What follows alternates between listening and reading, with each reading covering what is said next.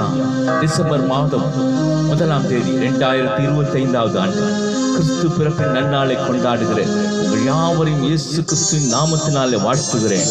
நமக்கு ஒரு பாலகன் பிறந்தார், நமக்கு ஒரு குமாரன் கொடுக்கப்பட்டார். கர்த்தத்துவம் அவர் தோளின் மேல் இருக்கும். அவர் நாமம் அதிசயமானவர், ஆலோசனை கர்த்தர், வல்லமையுள்ள தேவன், நித்திய பிதா, சமாதான பிரபு எனப்படுவார்.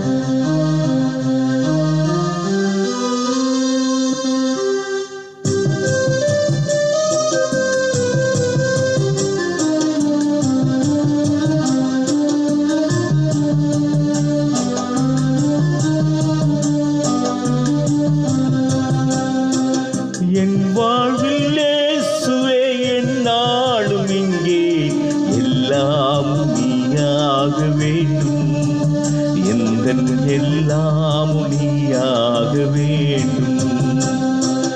என் வாழ்வில் இயேசுவே என்னாலும் இங்கே எல்லாம் நீயாக வேண்டும், எந்தன் எல்லாம் நீயாக வேண்டும்.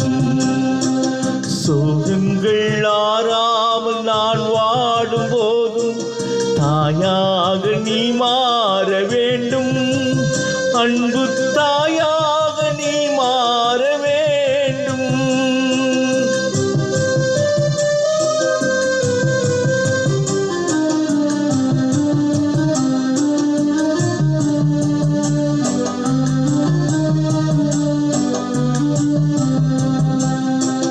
பாதங்கள் தாங்காமல் சாய்கின்ற போதும் பாதங்கள் நீயாக வேண்டும், எந்தன் பாதங்கள் நீயாக வேண்டும்.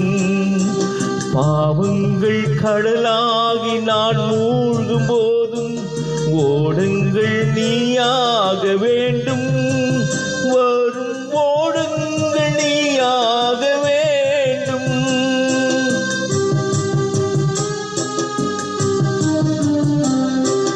என் வாழ்வில் இயேசுவே என்னாலும் இங்கே எல்லாம் நீயாக வேண்டும், எந்தன் எல்லாம் நீயாக வேண்டும்.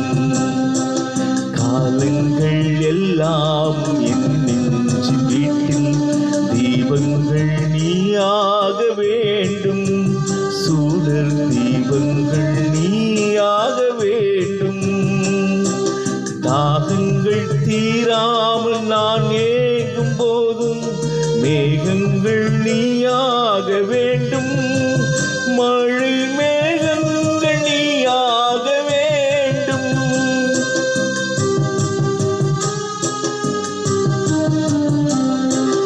என் வாழ்வில் இயேசுவே என்னாலும் இங்கே எல்லாம் நீயாக வேண்டும், எந்தன் எல்லாம் நீயாக வேண்டும். இந்த மாதத்தினுடைய தலைப்பு தேவன் மாம்சத்தில் வெளிப்பட்டார். அதற்கு ஆதாரமாக 1 தீமோத்தேயுவின் புஸ்தகம் 3ஆவது அதிகாரம் 16வது வசனம், அன்றியும் தேவ பக்திக்குரிய ரகசியமானது யாவரும் ஒப்புக்கொள்ளப்படுகிறபடியே மகா மேன்மையுள்ளது. தேவன் மாம்சத்திலே வெளிப்பட்டார், ஆவியிலே நீதி உள்ளவர் எனப்பட்டார், தேவ தூதர்களால் காணப்பட்டார், புறஜாதிகளிடத்தில் பிரசங்கிக்கப்பட்டார், உலகத்திலே விசுவாசிக்கப்பட்டார், மகிமையிலே ஏறெடுத்துக் கொள்ளப்பட்டார்.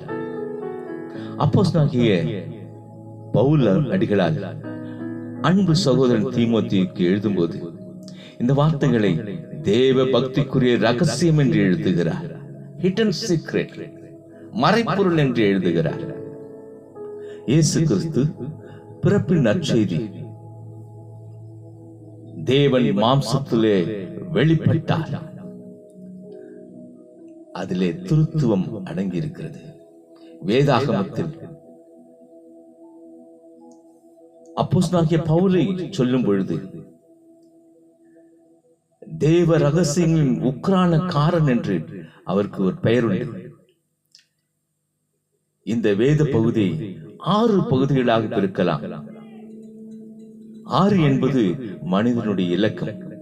தேவன் மாம்சத்தில் வெளிப்பட்டார். 2வது ஆவியிலே நீதி உள்ளவர் எனப்பட்டார். 3வது தேவ தூதர்களால் காணப்பட்டார். 4வது புறஜாதிகளிடத்தில் பிரசங்கிக்கப்பட்டார். உலகத்திலே விசுவாசிக்கப்பட்டார். மகிமையிலே ஏறெடுத்துக் கொள்ளப்பட்டார். 1வது இறைமகன் இயேசு கிறிஸ்து மாம்சத்தில் வெளிப்பட்ட நாளை கிறிஸ்துமஸ் என்று சொல்லுகிறோம். இந்த கிறிஸ்துமஸ் என்ற வார்த்தை கிறிஸ்டோ மாஸ், இது லத்தீன் வார்த்தை. கிறிஸ்துவுக்காக பெரும் திரள் கூட்டம் கூடுவது, ஆராதிப்பது என்ற அர்த்தம். இதையே கிரேக்கர்கள் கிறிஸ்டோஸ் என்று சொன்னார்கள். ஆங்கிலத்தில் இந்த நாளை கிறிஸ்மஸ் என்று அழைத்தார்கள். கிறிஸ்மஸ் திருநாளை கிபி 3வது நூற்றாண்டு 336வது ஆண்டு துவங்கப்பட்டது. அது கிறிஸ்லே மாதம் என்ற அர்த்தம். டிசம்பர் மாதம் அல்லது மார்கழி மாதம் 25ஆம் தேதி கிறிஸ்துமஸ் கொண்டாடப்பட்டது.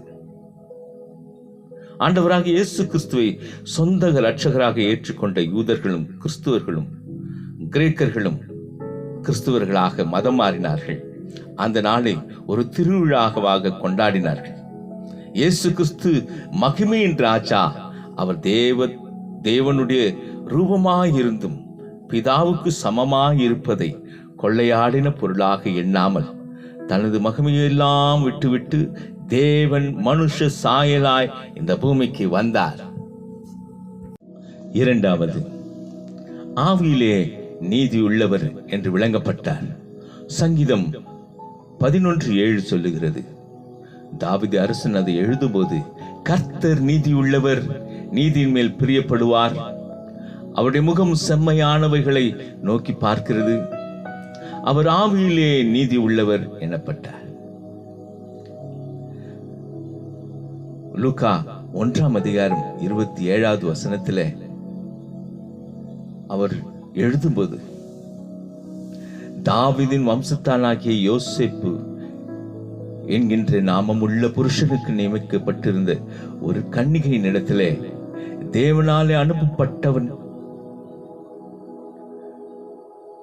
அந்த கன்னிகையின் மேல் பெயர் மரியாள். தேவனாலே என்ற முதலாவது வார்த்தை. லூக்கா 1ஆம் அதிகாரம் 30-31 சொல்லுகிறது, தேவதூதன் அவளை நோக்கி, மரியாளே பயப்படாதே, நீ தேவனிடத்தில் கிருபை பெற்றாய். இதோ நீ கர்ப்பவதியாகி ஒரு குமாரனை பெறுவாய், அவருக்கு இயேசு என்று பெயரிடுவாயாக. அவர் பெரியவராயிருப்பார், உன்னதமானவருடைய குமாரன் எனப்படுவார். கர்த்தராகிய தேவன் அவருடைய பிதாவாகிய தாவீதின் சிங்காசனத்தை அவருக்கு கொடுப்பார். லூக்கா 1ஆம் அதிகாரம் 35வது வசனம் சொல்லுகிறது, தேவ தூதன் மரியாளுக்கு பிரதியுத்தரமாக, பரிசுத்த ஆவி உன்மேல் வரும்போது உன்னதமானவருடைய பலம் உன்மேல் நிழலிடும், ஆதலால் உன்னிடத்தில் பிறக்கும் பரிசுத்தம் உள்ளது. முதலாவது தேவனாலே, 2வது தேவனிடத்தில் கிருபை பெற்றாய், 3வது பரிசுத்த ஆவியானவர் உன்மேல் நிழலிடும் என்று அந்த திருத்துவத்தை கர்த்தர் வெளிப்படையாக காட்டுகிறார். அன்பு தேவ பிள்ளைகளே, ஆதலால் உன்னிடத்தில் பிறப்பது பரிசுத்தம் என்று வேதம் சொல்லுகிறது. அவர் பரிசுத்தமானவர், தேவனுடைய குமாரன் எனப்படுவார். தேவன் ஆவியிலே நீதி உள்ளவர். இந்த பூ உலகிலே இயேசு கிறிஸ்துவாய் கிருபையாய் கொடுக்கப்பட்டார். ஆகவே மாம்சத்தில் வெளிப்பட்ட இயேசுவை, ஆவியிலே நீதியுள்ளவரை போற்றி பாடி தேவ தூதர்களால் துதிக்கப்படுவதை நாமும் வணங்கி புறஜாதிகளுக்கு பிரசங்கித்து அவரையே விசுவாசித்து மகிமையிலே நித்திய நித்தியமாய் அவரோடு வாழ்வோம். ஆமென், அல்லேலூயா. ஜெபிப்போம். அன்பு தகப்பனே, கிறிஸ்து பிறப்பின் நன்னாளிலே இந்த மாதம் முழுவதுமாய் உலகம் எங்கிலும் இருக்கிற உம்முடைய பிள்ளைகள் உம்மை போற்றி பாடி மகிழ்ந்து களி கூறுகிற இந்த நாட்களில் இதை கேட்ட ஒவ்வொருவரும் கர்த்தர் தான் எனக்கு விடிவெள்ளி நட்சத்திரமாய் என் வாழ்க்கையிலே பிறந்திருக்கிறார், அவர் என்னுடைய வாழ்க்கையை மாத்திரமல்ல என்னுடைய எல்லா தீங்கிலும் விலக்கி காப்பார், பிசாசின் தந்திரங்களிலிருந்து விடுதலையாக்கி எங்களை பூரணமாய் ரட்சிப்பார், பரிபூரண ஆசீர்வாதத்தை எங்கள் மேல் கொண்டு வருவார் என்று விசுவாசத்தோடு தகப்பனே இதை கேட்கிற ஒவ்வொரு தனி நபரையும் பெயர் பெயராய் ஆசீர்வதிக்கிறேன்.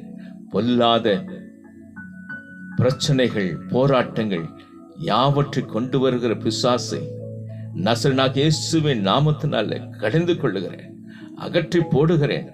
பூரண சந்தோஷத்தோடும் சமாதானத்தோடும் இந்த மாதம் முழுவதுமாய் தகப்பனே உம்முடைய பிறப்பின் நற்செய்தியை கூறுகிற ஒவ்வொரு பிள்ளைகளையும் அபரிவிதமாய் ஆசீர்வதிப்பாராக. இயேசு கிறிஸ்துவின் இன்ப நாமத்தில் பிதாவே, ஆமென், ஆமென்.